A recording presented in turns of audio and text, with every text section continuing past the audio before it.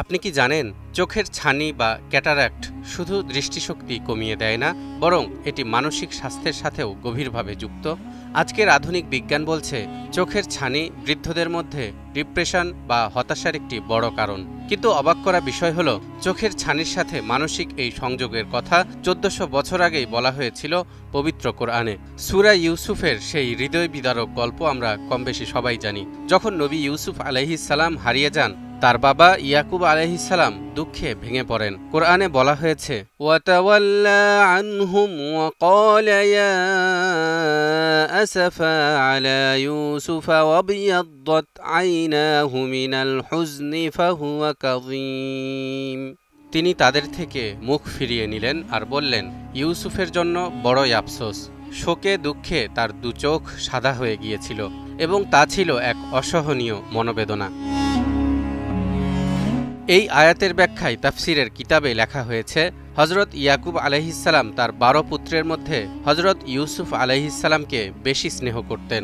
মূলত সৌন্দর্যের কারণে শিশুকালে তিনি সবারই প্রিয়পাত্র ছিলেন, যা তার সৎ ভাইয়েরা সহ্য করতে পারতেন না।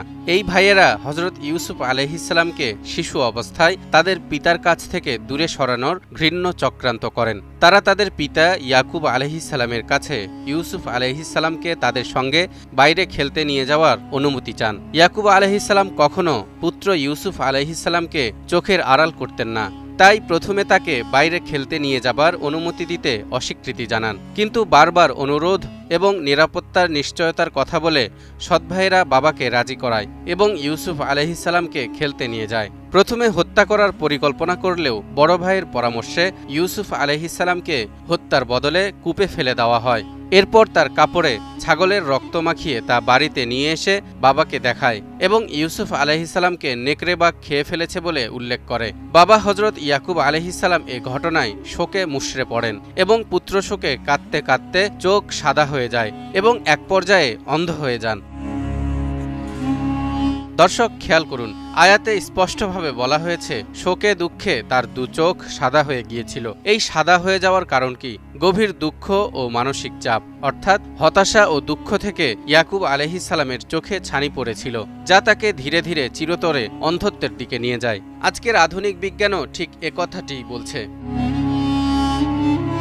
ইংরেজিতে চোখের ছানিকে বলা হয় ক্যাটারাক্ট। উইকিপিডিয়ার ভাষায় চোখের ছানি মানে হলো চোখের ভেতরে যে স্বচ্ছ অংশ, যাকে লেন্স বলা হয়, সেটি ধীরে ধীরে ঝাপসা বা ঘোলাটে হয়ে যায়।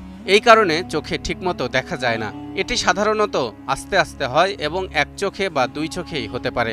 এর ফলে যেসব সমস্যা দেখা দেয়, যা কিছু দেখেন তা আগের মতো রঙিন লাগে না, সবকিছু ফ্যাকাশে মনে হয়। চোখে ঝাপসা বা দুইটা করে দেখা যায়। আলো চারপাশে বৃত্তের মতো দেখায়। খুব উজ্জ্বল আলোতে চোখে ব্যথা বা সমস্যা হয়। রাতে ভালোভাবে দেখতে অসুবিধা হয়।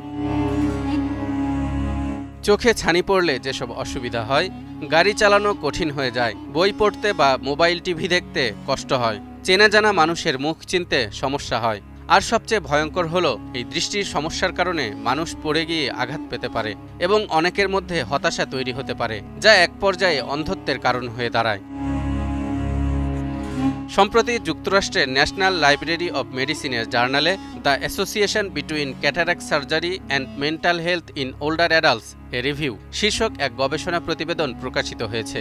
এতে বলা হয়েছে, বৃদ্ধদের মধ্যে যাদের চোখের ছানি রয়েছে তাদের মধ্যে হতাশার আশঙ্কা অনেক বেশি। মায়ো ক্লিনিকের তথ্য বলছে, আমেরিকায় 60 বছরের বেশি বয়সী প্রায় অর্ধেক মানুষেরই কোনো না কোনো পর্যায়ে চোখে ছানি পড়ে থাকে। অর্থাৎ আধুনিক বিজ্ঞান এখন নিশ্চিত, মানসিক হতাশা ও দুশ্চিন্তার জন্য চোখে ছানি পড়ে, অথবা চোখে ছানি পড়লে মানসিক হতাশা ও দুশ্চিন্তা তৈরি হয়। এখন প্রশ্ন হলো, যেখানে চোখের ছানি ও হতাশার এই সম্পর্ক আধুনিক যুগে আবিষ্কৃত হলো, সেখানে 1400 বছর আগে এই বিশাল সত্য কোরআনে কিভাবে লেখা হলো, যখন মানুষ চিকিৎসা শাস্ত্র সম্পর্কে কিছুই জানত না? এটি কি প্রমাণ করে না কোরআন কোনো মানুষের লেখা কিতাব নয়, বরং এটি এসেছে সরাসরি মহান রব্বুল আলামিনের কাছ থেকে? তালহা ইবনে রেজা, নিউজ 24।